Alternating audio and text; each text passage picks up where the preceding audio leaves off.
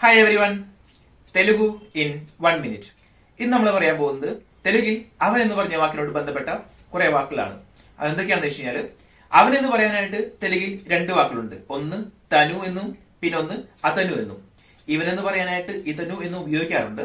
പിന്നെ അതേപോലെ തന്നെ അവൻ എന്ന് ബഹുമാനമില്ലാതെ സംസാരിക്കുന്ന നേരത്ത് ഉപയോഗിക്കുന്ന ഒരു വാക്ക് ഞാൻ പറഞ്ഞു തന്നിരുന്നു, വാടു എന്ന്. അതേപോലെ തന്നെ ഉപയോഗിക്കുന്ന വേറൊരു വാക്കാണ് അതടു എന്നും. ഇനി അദ്ദേഹം ബഹുമാനം കൊടുത്ത് അവൻ എന്ന് പറയാനുള്ള ആ ഒരു വാക്കാണ് ആയന. അതേപോലെ തന്നെ ഈയന എന്നും ഉപയോഗിച്ച് കാണാറുണ്ട് ഇദ്ദേഹം എന്ന് പറയാനായിട്ട്. ഞാൻ കഴിഞ്ഞ പ്രാവശ്യം പറഞ്ഞു തന്നിരുന്നു അവന്റെ എന്ന് പറയാനുള്ള വാക്കാണ് തന. ഇനി അവന്റേത് എന്ന് പറയുന്നത് തനതി എന്നാണ്.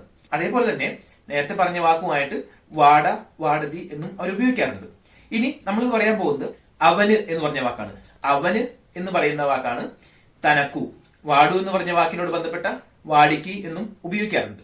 അപ്പം ഉദാഹരണം പറയാം, തനക്കു ഒക്കെ കാർ കാവാലി എന്ന് വെച്ച് കഴിഞ്ഞാൽ അവന് ഒരു കാർ വേണം, അല്ലെങ്കിൽ ఆయనకి ఒక കാർ കാവാലി എന്ന് വെച്ചാൽ അദ്ദേഹത്തിന് ഒരു കാർ വേണം. ഓക്കെ, അത്രയും പറയുന്നുള്ളൂ. ബൈ.